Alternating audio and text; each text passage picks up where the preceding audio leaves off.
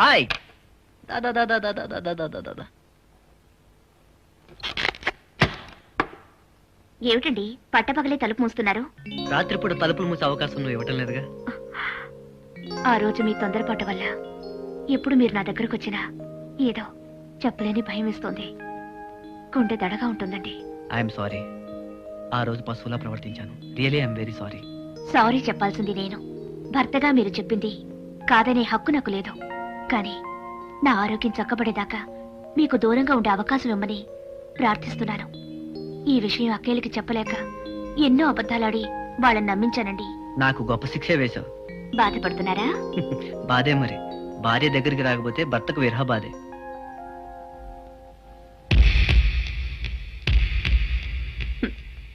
కోడలా కోడలా మీరా పోకిరి వాళ్ళగా ఏల పాటలు నువ్వు పాడితే ఏమైందమ్మా? మీ గొంతుకి ఏమైనా జంతువులు ఇంట్లోకి వస్తాయని అత్తయ్య గారి భయం. నా పాట అంత చండాలంగా ఉందా? ఇదేమిటి మట్టి బిడ్డలు దాస్తున్నావే రమ్మక్క? కడుపు వస్తే మట్టి బిడ్డలు తినాలనిపిస్తుందిగా. ఒక్కటొక్కటి ఏరుకొని ఒక 100 ఉండలు చేసుకొని డబ్బాలో దాచుకుంటుంది. రేపు కడుపు వస్తే అప్పుడు తింటుంది. గాలిగున్నా ఆ తినే గీతం కనపడటం లేదు. ఆ, పెళ్ళై 3 ఏళ్లైనా పిల్లలు పుట్టకపోవడం ఆశ్చర్యంగానే ఉందక్క. ఇందులో ఆశ్చర్యపడ్డానికి ఏమీ లేదు మరదలా. ఎంత చెట్టుక అంత గాలి.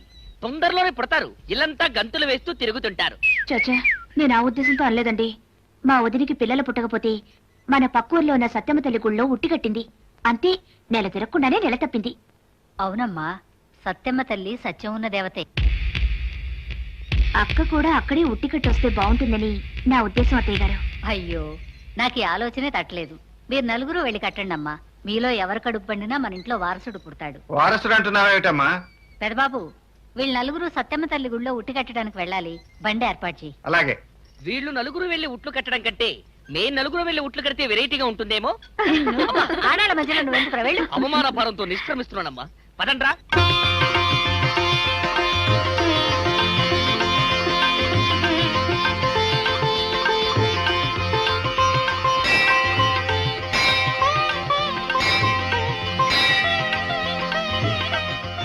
వెళ్ళి సత్యమ్మ తల్లిని తలుచుకుని ఉట్టి కట్టిరండి అమ్మా. అలాగే అత్తయ్య.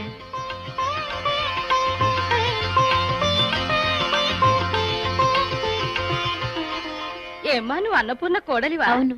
ఉట్టి కట్టావా? ముక్కోటి దేవతలకు మొక్కినా, ఊర్లో ఉన్న చెట్లన్నిటికీ ఉట్లు కట్టినా మీ ఇంట్లో ఉయ్యాల ఊగదు.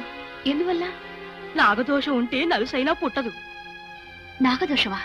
అవును, మీ ఇంటికి నాగదోషం ఉంది. పిల్లలతో ఉన్న పాము పుట్టను తవ్వించి మీరుంటున్న ఇంటికి కొత్త కొత్త గదులు కట్టించారు మీ బావగారు. అది నాగభూమి. ఆ ఇంట్లో ఎన్నాళ్ళు కాపురం చేసినా నీ కడుపున ఒక్క కాయ కూడా కాయదు.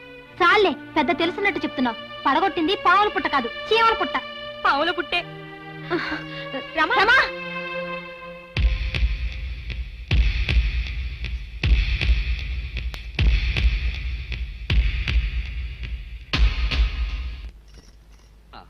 రా రా, పూజ చేసి వచ్చావుగా, ఇక మనకు తిరుగులేదు. ఏడాది తిరిగేసరికల్లా మన ఇంట్లో. చాలండి, నాగదోషం ఉన్న ఇంట్లో కాదు కదా పచ్చటి మొక్క కూడా మొలవదు. ఏమిటి నువ్వు మాట్లాడేది? అవునండి, రమక్కక బిడ్డలు పుట్టలేదు. మీరెంత చదివినా ఉద్యోగం రాలేదు. అచ్చిరాని ఈ కొంపలో ఉంటే అణగారిపోతామండి.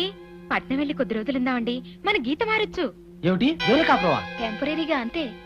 ఊళ్ళోనే ఉన్న మా పుట్టింటికి వెళ్దాం. పిల్ల పాప కలిగాక కావాలంటే తిరిగి వచ్చేద్దాం. నోర్మయ్, అన్నయ్య వింటే బాధపడతాడు. 4 గదులు ఇంటిని 10 గదులు చేశాడు. 5 ఎకరాలను 50 ఎకరాలు చేశాడు. దోషం అనేది ఉంటే అలా జరుగుతుందా? అది కాదండి. ఇంకేం చెప్పద్దు. కావాలంటే పట్నం వెళ్ళి నువ్వే కాపురం పెట్టు. ఎప్పుడైనా మొగుడు మీద సరదా పడితే వచ్చి వెళ్తూ ఉండు. బేసిక్ గా ఉంటుంది. ఏంటి అడి తిరిగిపోయా? నాకేం ఇప్పుడు మొగుడు మీద సరదా పుట్టడం లేదు. చేతిండి. మీరు నా మాట విన్నప్పుడు నేను మీ మాట విన్నా. రమా రమా,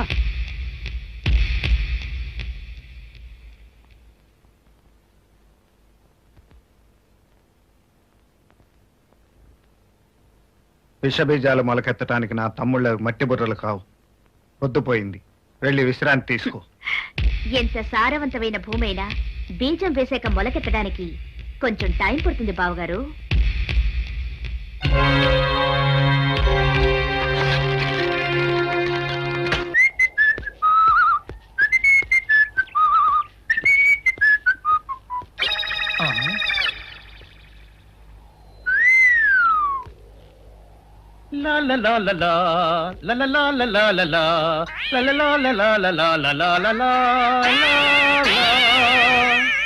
శుక్రవారం లక్ష్మి దొరికింది.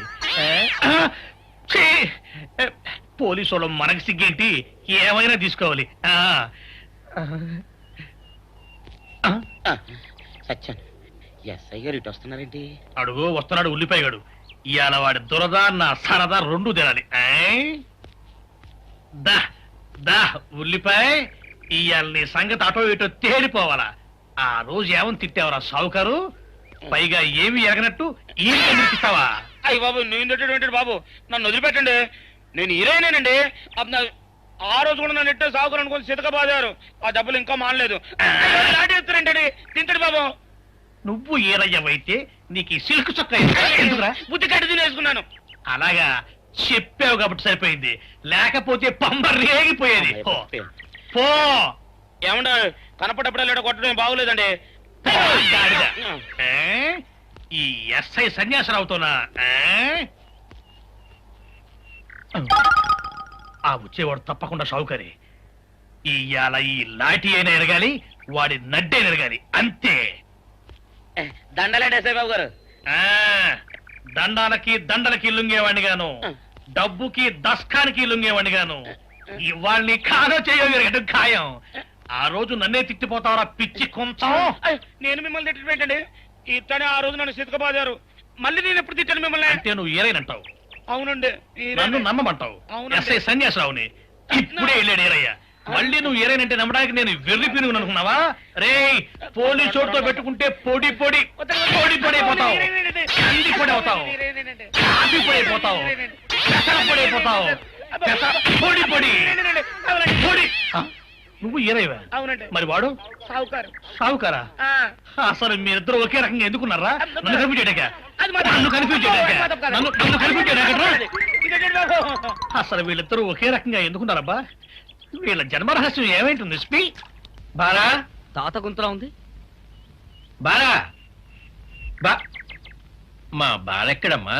అత్తయ్య బాలక్క ఇప్పుడే గుడికి వెళ్ళారు. ఇప్పుడే వెళ్ళారా? మన తోటలో కాల్చిన అరటిగల ఇద్దామని తెచ్చారు. మన తోట ఇంకా కాపుకు రాలేదే. అది కాదమ్మా, ఈ మధ్య నేను మా బాలమ్మ పేర 1 ఎకరం అరటి తోట కొన్నాను. అందులో కాల్చిన మొదటిగలిది. అక్కడ పెడతాను, మళ్ళీ వస్తా బాబు. అలాగేనండి. తమ్ముడు, 2 పూటలా తిండి కోసం ఎత్తుకునే ఆ ముసలాడికి 1 ఎకరం అరటి తోట కొనుక్కునే డబ్బు ఎలా వచ్చిందంటావు? ముసలాయన దగ్గర డబ్బు లేకపోతే డబ్బున్న వాళ్ళు ఎవరైనా రహస్యంగా సాయం చేసి ఉండొచ్చుగా. రహస్యంగా ఎవరు చేస్తారు? ఆ పొలం కొంటే ఎవరికి లాభమో వాళ్ళు చేస్తారు. అంటే నీ ఉద్దేశం అన్నయ్య తాతకి డబ్బిచ్చుంటాడా? ఇస్తే ఇచ్చుండొచ్చు. ఆయన భార్య గురించి ఆయన జాగ్రత్త పడితే తప్పే ఉంది. అంతా మీలాగే ఉంటారా? మొత్తం కుటుంబ క్షేమం కోసం ఆలోచించే అన్నయ్య తన భార్య క్షేమం కోసం పొలం కొన్నాడంటే నేను నమ్మను. గోడకు కొట్టిన సున్నంలా కనపడుతుంటే నమ్మకపోతే ఏమనుకోవాలి? మన కర్మ అనుకోవాలి. అసలు ఈ చర్చ ఎందుకు? అన్నయ్యని అడిగితే పోలా? వద్దండి, తను చేసిన పని మీ దాకా వచ్చింది. మీరు అనుమానిస్తున్నారని మీ అన్నయ్య గారికి తెలిస్తే బాధపడతారు. అడగద్దు. విద్య చెప్పింది కరెక్ట్. ఎవ్వరూ తొందరపడకండి. నువ్వు వాడు. బాలా, ఏంటత్తయ్య? ఇది రామం వాళ్ళ అమ్మ నెక్లెస్. రామం భార్యకి ఇవ్వాలనే ఉద్దేశంతోనే దాచిపెట్టాను. పెట్టుకోమ్మా. మీ చేత మీరే పెట్టండి అత్తయ్య. అక్క, ఇలా రండి. ఏమిటి? బాగుంది. మీ అత్తగారికి దండం పెట్టుకుంది కాని పదమ్మా. చూసారా చూసారా, మనం ఎంత చేసినా ఆవిడికి ఆ కోడలన్నా కొడుకన్నా ప్రాణం. మన బంగారం మంచిది కాకపోయిన తర్వాత కంసాలను అనాల్సిన పనే ఉంది. తప్పు మన మగాళ్ళది. ఏమిటి చూస్తున్నారు? మీ చేతకనితనాన్ని. మీరు నోరు విప్పకుండా ఊరుకుంటే ఈ ఇంట్లో ఏవైనా జరుగుతుంది.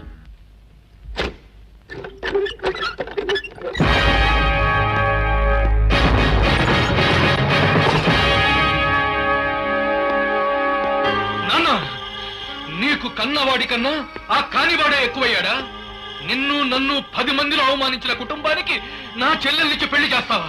నో, ఇప్పుడే వెళ్ళి వాళ్ళ అంతు చూస్తాను. నీ చెల్లె అని ఇష్టపడి పెళ్లి చేసుకుందాయా? అయితే ఇద్దరిని ఇప్పుడే కాల్చి పారేస్తాను. ఆ పని చేయలేకే. అసలు నీకున్నదే పిసరంత మెదడు. పిచ్చి కోపం వచ్చిందనుకో మోకాళ్ళ దాకా వెళ్ళిపోద్ది. ఆ భూలంత కోపం వచ్చిందనుకో అరికాళ్ళ దాకా కూడా పాకిపోద్ది. అందుకే జైలుకి వెళ్ళావు. అసలు ఏం జరిగిందో తెలుసుకోకుండా ఆవేశపడబాక. ఆ రోజు ఆడ పాడు పని చేసిన తర్వాత మీ చెల్లెలు ఆత్మహత్య చేసుకోపోయింది.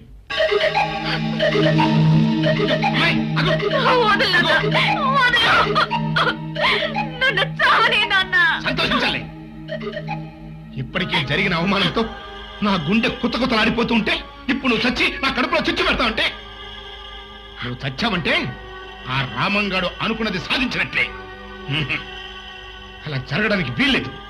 అమ్మాయి, ఏది ఏమైపోయినా సరే వాళ్ళు సర్వనాశనం కావాలి. అది నీ చేతుల్లోనే ఉంది. చెప్పు నాన్న, నువ్వేం చేయమన్నా చేస్తాను. అది అది పౌరుషం అంటే అలా ఉండాలి. నీ బతుకు ఎలాగూ ఆ రాజుగాడి చేతిలో ముక్కలైపోయింది కాబట్టి నువ్వు వాణ్ణి పెళ్లి చేసుకో. ఆ పచ్చని సంసారంలో చిచ్చు పెట్టు. వాళ్ళ బతుకుల్ని బజారు పాలు చేయి. అది మానభంగం కేసు కింద ఇప్పుడు ఆయన జైల్లో పెడతారు. మన కచ్చ తీరుద్దా? అందుకే వాళ్ళ కుటుంబాన్ని సర్వనాశనం చేయమని నేనే పంపించాను. విద్య ఇప్పుడు ఆ పని మీదే ఉంది. మంచి పని చేసావు. ఇప్పుడే నేను వెళ్ళి చెల్లాయిని చూసొస్తా. వద్దు, అదే ఇక్కడికి వస్తుంది. మీ అన్నయ్యకి కొడుకు పుట్టాడు కదా, బారసాలకి రమ్మని నేనే అంజిగారితో కబురు చేశాను. మళ్ళీ అంజిగాడు ఇంట్లో చేరాడా? బావమరిది కదరా, ఎక్కడికి పోతాడు? సరే, ఎట్టగా నువ్వు వచ్చావు కదా, ఇక నుంచి నేను చూసి ఆడే ముఖం చాడికి తిరుగుతాడు. అగ్గి పెట్టాలంటే ఆడే పెట్టాలరా. ఈ పాటికి పెట్టే ఉంటాడు.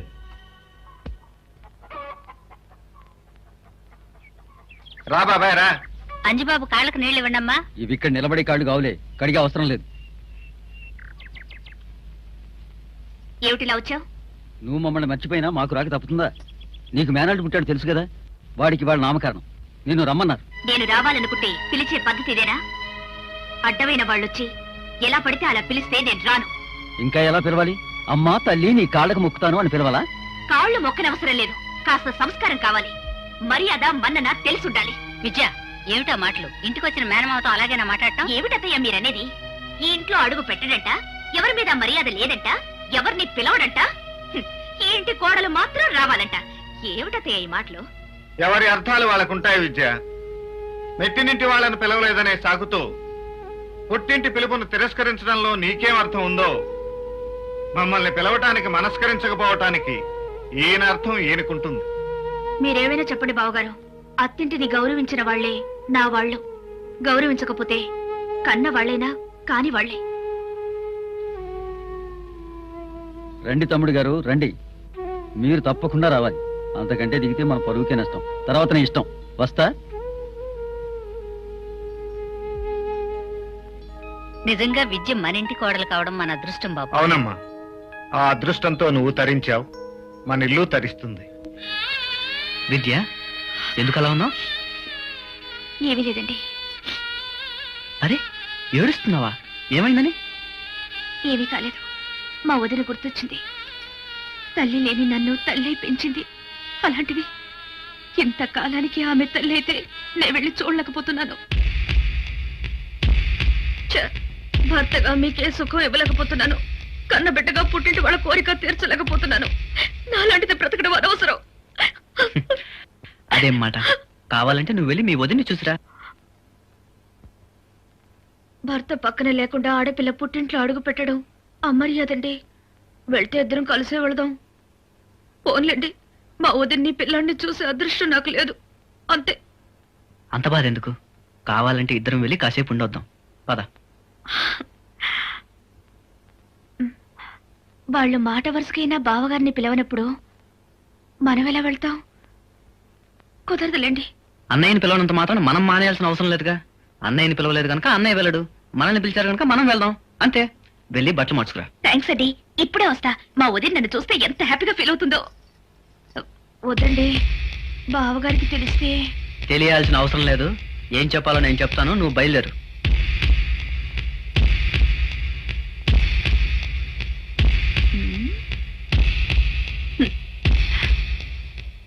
అమ్మా, ఏరా? నేను విద్య గుడికెళ్ళి వస్తాం.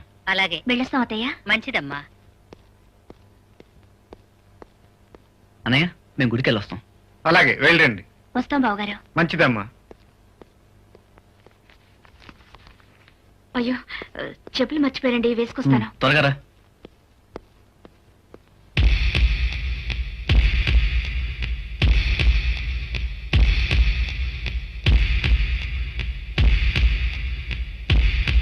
బావగారు,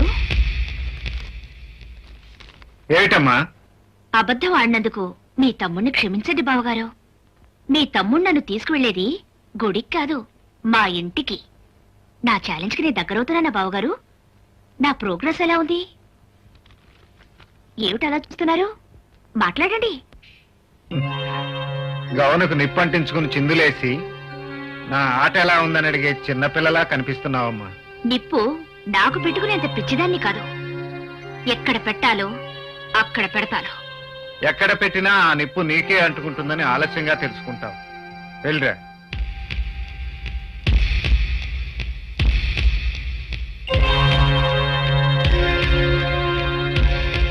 ఓం జాతవేదసే సునవామసో మమరాతి యతో నిదహాతి వేదః. అసలు అంజిగాడు ఇంటికెళ్ళి చెల్లాయికి చెప్పాడు, ఎక్కడైనా తాగి పడిపోయాడు. చచ్చా అంత జరగదేరా. అరుగో రండి బాలుడు, రా. రండి. రామా రా. బాగున్నారా? అసలు నేను మీ అన్నయ్య వచ్చి స్వయంగా పిలుద్దాం అనుకున్నాం. తీరా గుమ్మంలోకి వచ్చిన తర్వాత మీ బావగారు ఏమంటారునని అంజిగారితో కబురు చేశా. రా కూర్చో. రాలుడు ఏంటంటే నిలబడ్డా? రే లోపల తీసుకెళ్ళరా. రేయ్ కుర్చీలేండి. అడిగి అడిగి అడిగి అడిగి అడిగి నీ మేనడు ఆశీర్వదించు. ఆ. ఆ. ఆ. సో ఆ. మీ ఆయన్ని ఇక్కడికి తీసుకురాగలిగావంటే నేను ఊహించిన దానికంటే తొందరగానే విజయం సాధించేలా ఉన్నావు. ఆ రోజు ఎంతో దూరంలో లేదు నాన్న. ఏమిటి దూరం లేదంటున్నావు? మీరు ఇలా ఖాళీగా ఉండకుండా ఏదైనా వ్యాపారం చేసి మీ కాళ్ళ మీద మీరు నిలబడితే బాగుంటుందంటున్నారు నాన్న.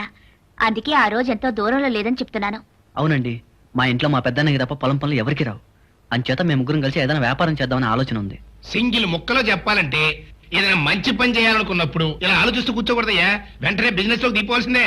అన్నయ్య, మీ ఫ్రెండ్ అశోక్ మెహతాను ఒకసారి నీకు పరిచయం చేయన్నయ్యా. అతనికి ఒక్క క్షణం తీరకూడదమ్మా. పొద్దున మద్రాసులో ఉంటాడు, మధ్యాహ్నం ఢిల్లీలో ఉంటాడు, రాత్రి బాంబేలో ఉంటాడు. ఏమండి, ఒకసారి అన్నయ్యతో వెళ్లి అశోక్ మెహతాను కలవండి. ఏ బిజినెస్ అయితే మనకి లాభం వస్తుందో ఆయన అయితే కరెక్ట్ గా చెప్తారు. అలాగే చూద్దాం. ఏమిటండి చూద్దాం చూద్దాం, రేపే వెళ్ళాలి మీరు. ఓకే అన్నయ్య, రేపు తప్పకుండా తీసుకెళ్ళాలి. సరే బాస్, ఈయనే మా బావగారు రాజ్. హలో. వీళ్ళిద్దరూ ఆయన brothers. Meet mister Ashok Mehta. మేము ముగ్గురం కలిసి ఏదైనా వ్యాపారం చేద్దాం అనుకుంటున్నాం. చేయొచ్చు, మీరేదో అద్భుతమైన ఐడియా చెప్తారని మా గెడ్డంబావ చెప్పాడు. ఇవ్వచ్చు. వ్యాపారం అన్న కష్ట నష్టాలుంటాయి. సంవత్సరం కిందట బీచ్ లో వేరుశనక్కాయలు అమ్ముకున్నాడు మా బాస్. యా. ఇప్పుడు వ్యాపారం చేసి కోటీశ్వరుడయ్యాడు. అయితే మేం కూడా బీచ్ లో వేరుశనక్కాయ పుట్టలతో నో నో నో, వేరుశనగలు అమ్మడం మీ వల్ల కాదు. ఏదో ఒకటి చేయకపోతే ఇంట్లో ఆడవాళ్ళ దగ్గర మా పరువు. మా ఇంట్లో మర్రి చెట్ల మా అన్నయ్య ఉన్నాడు సార్. ఆ నీడలో మేము ఎదగలేకపోతున్నాం సార్. ఎదగాలి, బాగా ఎదగాలి. మీరు ఎదిగేలా నేను చేస్తాను. మీరు వెంటనే వ్యాపారం ప్రారంభించాలంటే తలా 5 లక్షలు పెట్టుబడి పెట్టాలి. 5 లక్షలా? యా. దాని గురించి మనం మాట్లాడుకుందాంగా, బయలుదేరండి. 5 లక్షలు కాదు గాని వాళ్ళ అన్నయ్య వీళ్ళకి 5 రూపాయలైనా ఇస్తాడా అని. ఇవ్వనడానికి వాళ్ళ అన్న సొమ్ము కాదుగా, వీళ్ళ బాబు సొమ్ము. ఆ మాట అడిగే ధైర్యం వీళ్ళకుందా?